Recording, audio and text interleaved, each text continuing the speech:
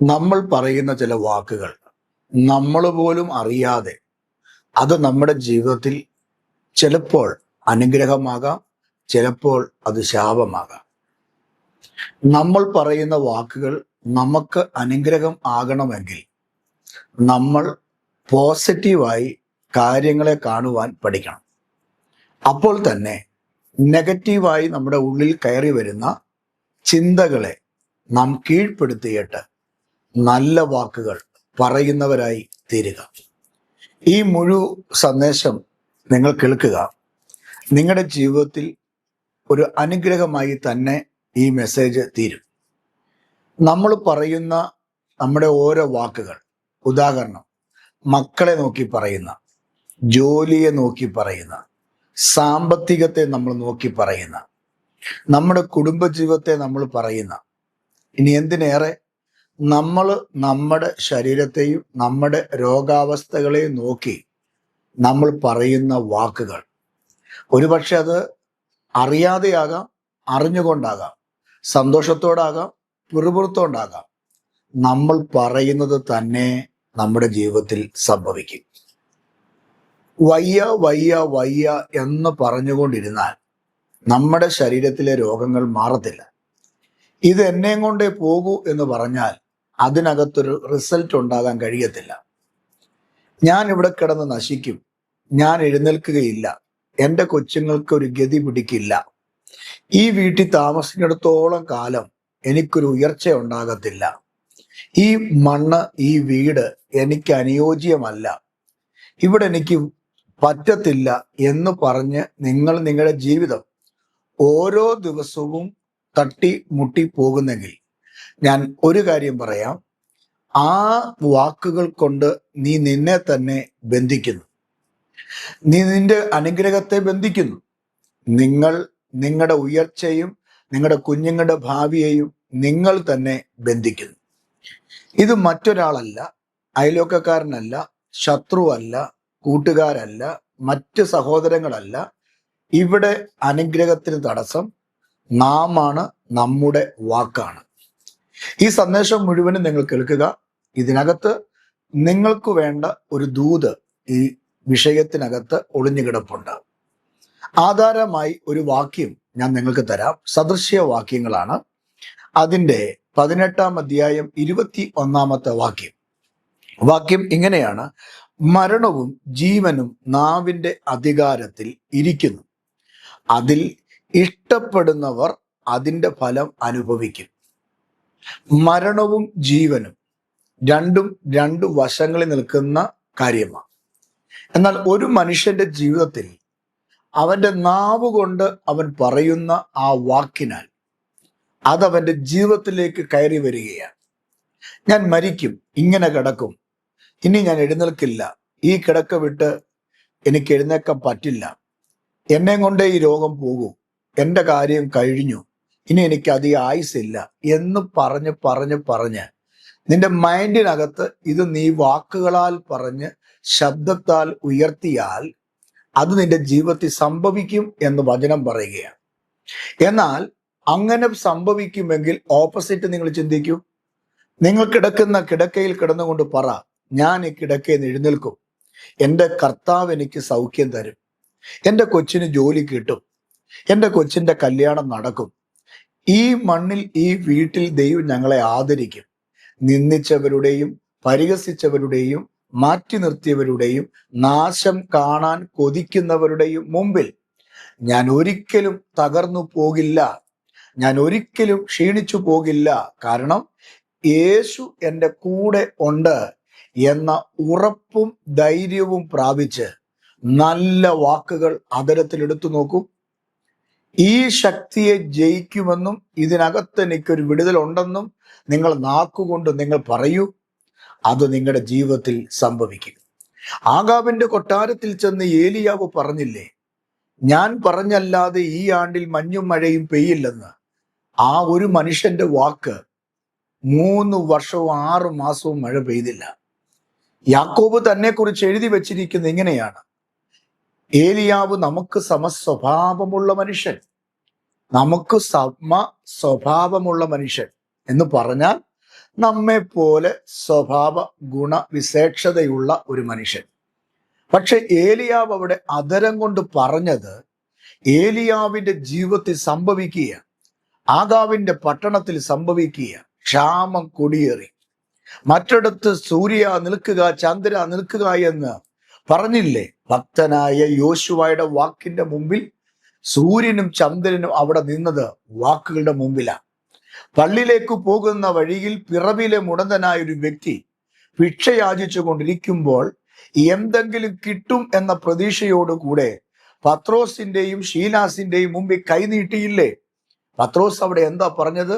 വെള്ളി പൊന്ന് ഞങ്ങൾക്കില്ല, ഞങ്ങൾക്കുള്ളത് നിങ്ങൾക്ക് തരാം, നിനക്ക് തരാം. എന്താ ഞങ്ങൾക്കുള്ളത്? നസ്രയനായ യേശുവിന്റെ നാമത്തിൽ എഴുന്നേറ്റ് നടക്കുക.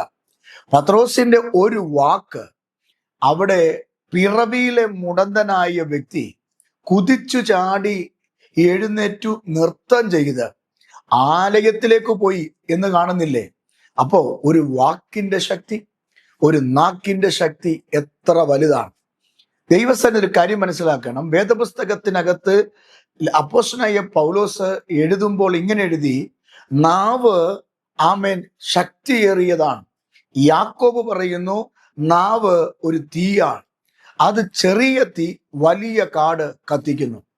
ഇന്ന് രാവിലെ പരിശുദ്ധ ആത്മാവിൽ ഞാൻ പറയാം, ഒരു കപ്പലിനെ നിയന്ത്രിക്കുന്നത് അതിൻ്റെ നങ്കൂരമാണെങ്കിൽ ആ നങ്കൂരം പോലെ നിന്റെ നാവ് ശക്തിയുള്ളതാണ്.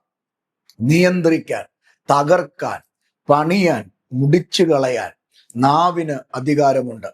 അതുകൊണ്ട് ദൈവ പൈതലിനോട് ഞാൻ പറയാം, നിങ്ങളുടെ വീടിനകത്ത് നിങ്ങൾ പറയുന്നത് സംഭവിക്കും. അതുകൊണ്ട് ഇന്ന് വരെ നിങ്ങളുടെ മക്കളെ നോക്കി എന്താ നിങ്ങൾ പറഞ്ഞേ? ഇന്ന് വരെ നിങ്ങളുടെ വീടിനെ നോക്കി എന്താ പറഞ്ഞേ? ഇന്ന് വരെ നിങ്ങളുടെ ജോലിയെ നോക്കി എന്താ പറഞ്ഞേ? ഇന്ന് വരെ നിങ്ങളുടെ ആരോഗ്യത്തെ നോക്കി എന്താ പറഞ്ഞേ? നെഗറ്റീവ് എനർജിയാണ് അവിടെ കയറി വന്നതെങ്കിൽ, ശാപവാക്കുകളും പരാജയത്തിന്റെ വാക്കുകളുമാണ് അവിടെ കയറി വന്നതെങ്കിൽ, ഉദാഹരണം പറഞ്ഞാൽ ഞാൻ തകർക്കും, ഞാൻ തകർന്നു പോകും, ഞാൻ നശിച്ചു പോകും, എനിക്ക് പണമുണ്ടാകത്തില്ല, ഇനി ജോലി ചെയ്യാൻ പറ്റത്തില്ല, ഈ കാലുകുത്തി നടക്കാൻ പറ്റത്തില്ല, ഞാൻ രോഗിയായി, ഞാനിങ്ങനെ തകർന്നു ക്ഷീണിച്ചു, നാലാടെ മുമ്പിൽ ഞാൻ ഇനി എങ്ങനെ നിൽക്കും എന്ന ചിന്തയിൽ നീ സംസാരിച്ചാൽ നിനക്കൊരു ഉയർച്ച ഉണ്ടാകത്തില്ലെന്നാണ് വേദപുസ്തകം പറയുന്നത്. മരണവും ജീവനും നാവിന്റെ അധികാരത്തിലിരിക്കുന്നു. പ്രിയരെ, നിങ്ങളുടെ പരാജയങ്ങളെ നോക്കി നിങ്ങൾ പറ, നിങ്ങളുടെ കുടുംബത്തെ നിങ്ങൾ നോക്കി പറ, പഠിക്കാൻ പറ്റാതെ പുറകോട്ട് പോകുന്ന നിന്റെ കുഞ്ഞിനെ നോക്കി പറ, കല്യാണം കഴിക്കാതെ വീട്ടിൽ നിൽക്കുന്ന നിന്റെ ആ പെങ്കൊച്ചിനെ നോക്കി പറ, നിന്റെ ആങ്കൊച്ചിനെ നോക്കി പറ. ജീവിതത്തിൽ കയറി വന്ന സകല തടസ്സങ്ങളും ഞെരുക്കങ്ങളും നോക്കിയിട്ട് നിങ്ങൾ പറ, ഇതിനകത്തൊരു ജയമുണ്ട്, ഇത് മാറും, ഈ അവസ്ഥ മാറും, ഈ സാഹചര്യങ്ങൾക്ക് നീക്കുപോക്കുണ്ടാകും. എൻ്റെ ദൈവം എന്നും എന്നെ ഇങ്ങനെ കിടത്തുകയില്ല, എൻ്റെ ദൈവം എന്നെ ഉപേക്ഷിക്കത്തില്ല. അതുകൊണ്ട് വ്യക്തമായി ഇന്ന് രാവിലെ പറയണം, ഞാൻ പറയുന്നത് എൻ്റെ വീട്ടിൽ സംഭവിക്കും, ഞാൻ പറയുന്നത് എൻ്റെ കുഞ്ഞുങ്ങളിൽ സംഭവിക്കും, ഞാൻ പറയുന്നത് എൻ്റെ കുടുംബത്തിൽ സംഭവിക്കും. അങ്ങനാണെങ്കിൽ നിങ്ങൾ ദൈവത്തിൻ്റെ സന്നിധിയിൽ ഇരിക്കുമ്പോൾ നിങ്ങൾ ഗിതമല്ലാത്തത്, അനുയോജ്യമല്ലാത്തത് ഒന്നും നിങ്ങൾ പറയരുത്. ഒരു പക്ഷേ നിങ്ങൾ ഒത്തിരി കഷ്ടപ്പെടുന്ന ഒരു വ്യക്തിയാകും, ഒത്തിരി പഠിച്ച വ്യക്തിയാകും, ഒത്തിരി സർട്ടിഫിക്കറ്റുകൾ കയ്യിലുള്ള വ്യക്തിയാകും. ഒരു നല്ല ജോലി കിട്ടുന്നില്ലായിരിക്കും. കഴിഞ്ഞ 5 വർഷം, കഴിഞ്ഞ 6 വർഷം, കഴിഞ്ഞ 2 വർഷമായിട്ട് ആ രാജ്യത്ത്, ആ വീട്ടിൽ, ആ ജോലി സ്ഥലത്ത് നീ വല്ലാതെ കഷ്ടപ്പെടുകയായിരിക്കും.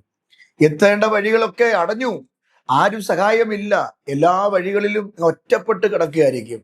ഇന്ന് രാവിലെ സ്വാഭാവികമായി നമ്മുടെ ഉള്ളിൻ്റെ ഉള്ളിൽ മക്കളെ ഓർക്കുമ്പോൾ, സാഹചര്യങ്ങളെ ഓർക്കുമ്പോൾ ഞെരുക്കത്തിൻ്റെയും പിറുപിറുപ്പിൻ്റെയും വാക്കുകൾ കയറി വരാം. അത് എന്നിലും വരാം, നിങ്ങളിലും വരാം. പക്ഷെ അതിനെ നമുക്ക് ഓവർകം ചെയ്തിട്ട് നെഗറ്റീവുകൾ എല്ലാം അശേഷം തകർത്തിട്ട് പോസിറ്റീവ് വാക്കുകൾ നമ്മൾ ഉപയോഗിക്കണം. ഓരോ ദിവസവും രാവിലെ എഴുന്നേൽക്കുമ്പോൾ ഹൃദയത്തിനകത്ത് പറയണം, ഇന്ന് എൻ്റെ വിടുതലിന്റെ ദിവസമാണ്, ഇന്ന് എനിക്ക് വേണ്ടി ദൈവം വഴി തുറക്കും, എൻ്റെ കടം ദൈവം മാറ്റും. ഇന്ന് ഒരു പ്രത്യേക ദിവസമാണ് എനിക്ക്. ഇത് ദൈവം ഉണ്ടാക്കിയ ദിവസമാണ്. ഇന്ന് നാം സന്തോഷിച്ച് ആനന്ദിക്കേണ്ട ദിവസമാണ്. ആ ആനന്ദം നമ്മുടെ ജീവിതത്തിൽ വരുന്നില്ലെങ്കിൽ, ആ സന്തോഷം നമ്മുടെ ജീവിതത്തിൽ വരുന്നില്ലെങ്കിൽ അതിനെ നമ്മൾ സ്വീകരിക്കണം. എങ്ങനെ? പറഞ്ഞു സ്വീകരിക്കണം. വാക്കുകൊണ്ട് പറയണം. നിന്റെ വീടിനകത്ത് നെടുകെ കുറുകെ നടന്നു പറയണം. നിന്റെ വാഹനത്തിൽ കയറി നിന്നു പറയണം. നിന്റെ ആ കടയ്ക്കകത്തോട്ട് കയറി നിന്ന് പറയണം. നിന്റെ ഓഫീസിലോട്ട് കയറി ഇരുന്ന് ആ ചേറിൽ ഇരുന്ന് അവിടെ ഇരുന്ന് ഇവിടെ ഇരുന്ന് പറയണം. ഇവിടെ അനുഗ്രഹിക്കപ്പെടും, ഇത് അനുഗ്രഹിക്കപ്പെടും, എൻ്റെ കുടുംബം അനുഗ്രഹിക്കപ്പെടും. കാരണം അപ്പോസ്തലനായ ആമേൻ ഭക്തന്മാര് ദൈവസന്നിധിയിൽ അവരവരുടെ വാക്കുകൊണ്ട് നാക്കുകൊണ്ട് പറഞ്ഞത് അവരുടെ ശുശ്രൂഷയിൽ സംഭവിച്ചിട്ടുണ്ട്. കർത്താവ് തന്നെ പറഞ്ഞില്ലേ, നിനക്ക് വിശ്വാസമുണ്ടെങ്കിൽ ഈ കാട്ടത്തിയോട് വേരോടെ പറഞ്ഞു പോകുവാൻ നീ പറഞ്ഞാൽ, വിശ്വസിക്കാന്നല്ല അവിടെ, പറഞ്ഞാൽ ആ കാട്ടത്തി വേരോടെ പറഞ്ഞു പോകുമെന്ന്.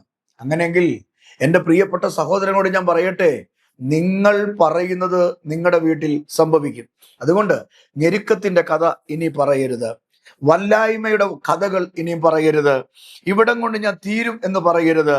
പകരം ജീവനുള്ള വാക്കുകൾ നിങ്ങൾ ഉപയോഗിക്കണം. ജീവനുള്ള വാക്കുകൾ. നിങ്ങളുടെ കുടുംബത്തിൽ ഉപയോഗിക്കേണ്ട വാക്കുകൾ ജീവനുള്ള വാക്കുകളായിരിക്കണം. ജീവനുള്ള വാക്കുകൾ എന്ന് പറഞ്ഞാൽ അതിന്റെ പ്രത്യേകത എന്താണ്? മറ്റുള്ളവരെ പ്രോത്സാഹിപ്പിക്കുന്ന വാക്കുകൾ. ഭർത്താവിനെ പ്രോത്സാഹിപ്പിക്കണം. അല്ലാതെ ഇങ്ങാരുടെ കൂടെ കൂടിയ കാലം മുതൽ എൻ്റെ അവസ്ഥ ഇങ്ങനെയാന്ന് പറയരുത്. മക്കളെ പ്രോത്സാഹിപ്പിക്കണം. നീ മുടിഞ്ഞു പോകൂടാ, നിനക്ക് പഠിക്കാനൊന്നും ബുദ്ധിയില്ല, നീ ഇങ്ങനെ കിടക്കത്തേ ഉള്ളൂ എന്ന് പറയരുത്. ആ വാക്കുകൾ ഒരിക്കലും ഉപയോഗിക്കരുത്. പകരം ജീവനുള്ള വാക്കുകൾ നമ്മൾ ഉപയോഗിക്കണം. പ്രോത്സാഹിപ്പിക്കണം. ഭാര്യ ഭർത്താവിനെയും ഭർത്താവ് ഭാര്യയെ എന്ത് ചെയ്യണം? പ്രോത്സാഹിപ്പിക്കണം. മാതാപിതാക്കൾ കുഞ്ഞുങ്ങളെ പ്രോത്സാഹിപ്പിക്കണം. അവര് നല്ലൊരു മാർക്ക് വാങ്ങിച്ചുകൊണ്ട് വരുന്നു, ഒരു ട്രോഫി വാങ്ങിച്ചു, ഒരു മൊമെന്റോ വാങ്ങിച്ചുകൊണ്ട് വരുന്നു, അവരെവിടെയെങ്കിലും കളിക്കാൻ പോകുന്നു, ജയിച്ചിട്ട് വരുന്നു, അവര് ഏതെങ്കിലും കാര്യങ്ങൾ ചെയ്ത് ഒരു പ്രോജക്റ്റ് ചെയ്ത് അപ്പന്റെ മുമ്പിൽ കൊണ്ടുവരുന്നു. അപ്പൊ പറയരുത്, എടുത്തിട്ട് പോടാ, ഇപ്പൊ ഇത് നോക്കാനില്ലയോ സമയം എന്ന് പറഞ്ഞ് നിരുത്സാഹപ്പെടുത്തരുത്. സമയമില്ലെങ്കിലും കുഞ്ഞിനെ ഒന്ന് കെട്ടിപ്പിടിച്ചിട്ട് മോനെ നന്നായിരിക്കുന്നു, നിന്റെ നോട്ടത്തിൽ അത്ര പെർഫെക്റ്റ് അല്ലായിരിക്കും, പക്ഷെ ആ കുഞ്ഞു പ്രതീക്ഷയോടുകൂടെയാണ് ആ കാര്യവുമായി നിന്റെ അടുക്കൽ വരുന്നത്. അപ്പൊ നമ്മുടെ വലിയ ആ ഗമയും കഴിവും അറിവും വെച്ചുകൊണ്ട് ആ കൊച്ചു കുഞ്ഞിന്റെ ആ പ്രോത്സാഹനത്തെ നമ്മൾ എന്ത് ചെയ്യരുത്? അമക്കരുത്, ഒതുക്കരുത്, പ്രോത്സാഹിപ്പിക്കണം. ജീവനുള്ള വാക്ക്. മറ്റൊരു പ്രത്യേകത, ജീവനുള്ള വാക്കിന്റെ പ്രത്യേകത പ്രത്യാശയുള്ള വാക്ക്. മറ്റൊരു പ്രത്യേകത വിശ്വാസം. ജീവനുള്ള വാക്കിലുണ്ട് വിശ്വാസം. മറ്റൊരു വാക്കാണ് സ്നേഹം. ജീവനുള്ള വാക്കിനകത്ത് പ്രോത്സാഹനമുണ്ട്, സ്നേഹമുണ്ട്, പ്രത്യാശയുണ്ട്, വിശ്വാസമുണ്ട്. അപ്പം നമ്മുടെ വാക്ക് എപ്പോഴും ജീവനുള്ള വാക്കുകൾ ആയിരിക്കണം. തകർക്കുന്ന വാക്കുകൾ ഒരിക്കലും നമ്മൾ ഉപയോഗിക്കരുത്. നമ്മുടെ കുടുംബത്തെ നോക്കി, നമ്മുടെ മക്കളെ നോക്കി, നമ്മുടെ ബിസിനസ്സിനെ നോക്കി, നമ്മുടെ ആരോഗ്യത്തെ നോക്കി തകർക്കുന്ന വാക്കുകൾ നമ്മൾ ഉപയോഗിക്കരുത്. എന്താണ് തകർക്കുന്ന വാക്കുകൾ? ചിലത് ഞാൻ പറഞ്ഞു തരാം. പരിഹാസം. നാം നമ്മുടെ കുടുംബത്തെ പരിഹസിക്കരുത്, മക്കളെ പരിഹസിക്കരുത്, അപ്പനെ അമ്മയും പരിഹസിക്കരുത്, ഭർത്താവിനെ പരിഹസിക്കരുത്, ഭാര്യയെ പരിഹസിക്കരുത്. ശാപം, ശാപവാക്കുകൾ. തകർക്കുന്ന വാക്കിന്റെ മറ്റൊരു കാര്യമാണ് ശാപവാക്കുകൾ. നീ മുടിഞ്ഞു പോകൂടാ, നീ ഗതി പിടിക്കത്തില്ല, നീ എൻ്റെ ഉദരത്തിൽ ജനിച്ചല്ലോ, എന്തിനാടാ ഇങ്ങനെ ജീവിക്കുന്നത്? ശാപവാക്കുകൾ മക്കളെ നോക്കി പറയരുത്. ഭർത്താവിനെ ശപിക്കരുത്. നിന്റെ അത്രയും കഴിവും വിദ്യാഭ്യാസവും സാലറിയും നിന്റെ ഭർത്താവിനെ കാണത്തില്ല, സൗന്ദര്യം കാണത്തില്ല, ചിലപ്പോൾ വാക്കുചാതുര്യം ഒക്കെ കുറവായിരിക്കും. പക്ഷെ നീ നിന്റെ ഭർത്താവിനെ എന്ത് ചെയ്യരുത്? ശപിക്കരുത്. നീ പ്രതീക്ഷിക്കുന്ന പോണൊക്കെ നിന്റെ ഭാര്യ എത്തിച്ചേരുന്നില്ലായിരിക്കും. കുറവുകൾ ഏറെ എടുത്തു കാണിക്കാൻ ഉണ്ടാകും. അടുക്കളയിൽ ജോലി ചെയ്യുമ്പോഴും കുടുംബജീവിതത്തിലും കുഞ്ഞുങ്ങളെ നോക്കുന്ന വിഷയത്തിലും നിന്നോടുള്ള സമീപനത്തിലും ആ ഭാര്യയ്ക്ക് കുറവുകൾ കാണും. പക്ഷെ ശാപവാക്ക് ഉപയോഗിച്ച് നീ മുടിഞ്ഞു പോകുപടി, നീ ഗതി പിടിക്കില്ലടി എന്ന് പറയുന്ന ശാപവാക്കുകൾ ഉപയോഗിക്കരുത്. അത് തകർച്ചയുടെ വാക്കുകളാണ്. അടുത്തത് നിരുത്സാഹപ്പെടുത്തുന്ന വാക്കുകൾ പറയരുത്. അതിന് മുമ്പേ ഞങ്ങളെ ഓർപ്പിച്ചു, ഒരു കാര്യം നമ്മുടെ ജീവിതത്തിൽ സംഭവിക്കുമ്പോൾ, കുടുംബത്തിൽ സംഭവിക്കുമ്പോൾ പ്രോത്സാഹിപ്പിക്കണം, നിരുത്സാഹപ്പെടുത്തരുത്. അങ്ങനെ ഒരു ജീവിതം നമ്മുടെ മേൽ വരുമ്പോൾ നമ്മുടെ ജീവിതത്തിൽ നാം പറയുന്നത്, നമ്മുടെ നാവ് കൊണ്ട് നമ്മൾ ചെയ്യുന്നത്, നമ്മുടെ നാവ് കൊണ്ട് നമ്മൾ പറയുന്നത് നമ്മുടെ ജീവിതത്തിൽ സംഭവിക്കുക. അപ്പം തകർച്ചയുടെ വാക്കുകൾ നാവുകൊണ്ട് ഉപയോഗിക്കാതെ ജീവനുള്ള വാക്കുകൾ നാവിൽ ഉപയോഗിച്ചാൽ അവിടെ അതിൽ ഇഷ്ടപ്പെടുന്നവർ അതിന്റെ ഫലം അനുഭവിക്കുമെന്നാണ് എഴുതിയിരിക്കുന്നത്. അങ്ങനെയാണെങ്കിൽ എൻ്റെ പ്രിയപ്പെട്ട സഹോദരനോട് ഞാൻ പറയാം, നല്ലതിനെ നീ ഇഷ്ടപ്പെട്, പ്രോത്സാഹനങ്ങൾ കൊടുക്കാൻ നീ ഇഷ്ടപ്പെട്, പ്രത്യാശയുടെ വാക്കുകൾ പറ, വിശ്വാസത്തിന്റെ വാക്കുകൾ പറ, സ്നേഹത്തോടെ നീ സംസാരിക്ക്. ഈ നല്ല കാര്യങ്ങൾ നിന്റെ നാവ് കൊണ്ട് ചെയ്താൽ നിങ്ങളുടെ വീടിനകത്ത് ഒരു അഭിവൃദ്ധിയും നിങ്ങളുടെ കുടുംബത്തിനകത്ത് ഒരു സന്തോഷവും ഉണ്ടായി. അങ്ങനെയാണെങ്കിൽ നിങ്ങളുടെ ജീവിതം അനുഗ്രഹിക്കപ്പെടും. മൂന്നാമതായി ഞാൻ നിങ്ങളോട് ഓർപ്പിക്കാൻ ആഗ്രഹിക്കുന്നത്, നിങ്ങളുടെ ജീവിതത്തിൽ സംഭവിക്കേണ്ട കാര്യം ഒന്ന്, നിന്റെ തലമുറയെ ഉയർച്ച പ്രാപിക്കുമെന്ന് നിങ്ങൾ പറയണം. തലമുറ എന്ത് ചെയ്യും? ഉയർച്ച പ്രാപിക്കും. നേഴ്സിംഗ് പഠിക്കുകയായിരിക്കും, കോളേജിൽ പഠിക്കുകയായിരിക്കും, സ്കൂളിൽ പഠിക്കുകയായിരിക്കും, 10ാം ക്ലാസ്സിൽ പഠിക്കുകയായിരിക്കും. ആ കുഞ്ഞിനെ നോക്കി നിരാശയുടെ വാക്ക് പറയാതെ ഉയരും, എൻ്റെ കുഞ്ഞ് ഉയരും. പറ്റുമെങ്കിൽ സ്കൂളിലും കോളേജിലും പോകുന്നതിന് മുമ്പ് കുഞ്ഞുങ്ങളെ 2 കൈ കൊണ്ട് ചേർത്ത് പിടിച്ചിട്ട് മനസ്സിൽ പറയണം, എൻ്റെ കൊച്ചുങ്ങൾ അനുഗ്രഹിക്കപ്പെടും. അവരുടെ തലയെ കൈവച്ചൊന്ന് പ്രാർത്ഥിച്ചു വിട്. അത് ജീവിതത്തിൽ നടക്കുന്ന വലിയ അനുഗ്രഹമാ. അപ്പനായ നീ, അമ്മയായ നിങ്ങൾ പറയുന്ന വാക്ക് നിന്റെ മക്കളിൽ സംഭവിക്കും. അതുകൊണ്ട് തലമുറ ഉയർച്ച പ്രാപിക്കും എന്ന് നിങ്ങൾ എന്ത് ചെയ്യണം? പറയണം. അടുത്തത്, സ്ഥിതി മാറുമെന്ന് പറയണം. 4-മതായി നിങ്ങൾ പറയേണ്ടത്, സ്ഥിതി മാറും. മരണവും ജീവനും നാവിന്റെ അധികാരത്തിൽ വരുമെന്നല്ലേ? അങ്ങനെയാണെങ്കിൽ ജീവിതത്തെ നോക്കി ഈ നശിച്ച ജീവിതം, ഈ മുടിഞ്ഞ ജീവിതം എന്ന് പറയാതെ, എൻ്റെ ഈ സ്ഥിതി മാറും, എൻ്റെ കുടുംബത്തിന്റെ അവസ്ഥ മാറും. നാളെ എൻ്റെ ദൈവം എന്നെ സ്ഥിതിക്ക് വ്യത്യാസം വരുത്തും. എബേസിന്റെ സ്ഥിതിക്ക് വ്യത്യാസം വരുത്തി അതിര് വിസ്താരമാക്കിയതുപോലെ എൻ്റെ അതിരും വിസ്താരമാക്കി എന്നെ മാനിക്കും. പറ, ജീവിതത്തിൽ സംഭവിക്കും. 5, പട്ടണത്തിൽ ഞാൻ അനുഗ്രഹിക്കപ്പെടും. ഈ പട്ടണത്തിൽ ഞാൻ ഉയർച്ച പ്രാപിക്കും. ഈ രാജ്യത്ത് ഞാൻ അനുഗ്രഹിക്കപ്പെടും. എൻ്റെ ദൈവം ഈ പട്ടണത്തിൽ, ഈ സൊസൈറ്റി എന്നെ ഉയർത്തും. എൻ്റെ വീട്ടിൽ ഞാൻ അനുഗ്രഹിക്കപ്പെടും. എൻ്റെ വീട്ടിലും എൻ്റെ പട്ടണത്തിലും ഞാൻ അനുഗ്രഹം അനുഭവിക്കും. നാവ് കൊണ്ട് പറ. കാരണം സദൃശ്യർ 18:21 പറയുകയാണ്, മരണവും ജീവനും നാവിന്റെ അധികാരത്തിലിരിക്കുകയാ. നിനക്ക് ജീവൻ ഉണ്ടാകണ്ടേ? ഈ 5 കൂട്ടം കാര്യങ്ങൾ നാവിൽ പറഞ്ഞ് ഇന്നു പകൽ പ്രാർത്ഥിക്ക്. അത്ഭുതങ്ങൾ സംഭവിക്കുന്നത് നിങ്ങൾക്ക് കാണുവാൻ കഴിയും. അങ്ങനെയാണെങ്കിൽ ഞാൻ നിങ്ങൾക്ക് വേണ്ടി പ്രാർത്ഥിക്കാം. ഈ സന്ദേശം നിങ്ങൾക്ക് അനുഗ്രഹമായെങ്കിൽ മറ്റുള്ളവർക്ക് നിങ്ങൾ ഷെയർ ചെയ്യുക. അപ്പോൾ തന്നെ നിങ്ങളുടെ പ്രാർത്ഥനാ വിഷയം കമന്റിൽ നിങ്ങൾ കുറിച്ചിടുക. നിങ്ങൾക്ക് വേണ്ടി ഞാൻ പ്രാർത്ഥിക്കും. ഞങ്ങളെ ഓർത്തും മിനിസ്ട്രിയെ ഓർത്തും പ്രാർത്ഥിക്കുക. ഓർക്കുക, ദൈവം നിങ്ങളെ അനുഗ്രഹിക്കട്ടെ. പ്രാർത്ഥിക്കട്ടെ. കർത്താവേ, ഞങ്ങളുടെ നാവിന്റെ അധികാരത്തെക്കുറിച്ച് ഞങ്ങളോട് പറഞ്ഞ സന്ദേശത്തിനായി സ്തോത്രം. ഞങ്ങളുടെ ജീവിതത്തിൽ നടക്കേണ്ട അത്ഭുതങ്ങളും വിടുതലുകളും ഉയർച്ചകളും അത് ഉയരത്തിൽ നിന്ന് ഞങ്ങൾക്ക് നൽകും എന്ന് ഞങ്ങളോട് പറഞ്ഞല്ലോ. ഞങ്ങൾ എന്തു പറയുന്നു അത് ഞങ്ങളിൽ സംഭവിക്കും എന്ന് കർത്താവിന്റെ വചനത്തെ കൂടെ കേൾപ്പിച്ചല്ലോ. അങ്ങനെയെങ്കിൽ ഞങ്ങളുടെ കുടുംബത്തെ, തലമുറയെ, ജോലി, ആരോഗ്യം നോക്കി ഇനി നെഗറ്റീവ് ഞങ്ങൾ ഉപയോഗിക്കാതെ പോസിറ്റീവായി പറഞ്ഞ് അനുഗ്രഹത്തെ ഞങ്ങൾ അവകാശമാക്കേണ്ടതിന് പുതിയ ശക്തിയും ബലവും കൃപയും ഞങ്ങൾക്ക് നൽകി ഞങ്ങളെ ബലപ്പെടുത്തണേ, ശക്തീകരിക്കണേ. അങ്ങയുടെ ആലോചന കൊണ്ട് ഞങ്ങളെ നിർത്തണമേ. യേശുവിൻ നാമത്തിൽ തന്നെ ആമേൻ. ദൈവം നിങ്ങളെ അനുഗ്രഹിക്കുമാറാകട്ടെ. നാളെ മറ്റൊരു സന്ദേശവുമായി നമുക്ക് ഒരുമിച്ച് കാണാം. കർത്താവ് നിങ്ങളെ അനുഗ്രഹിക്കട്ടെ.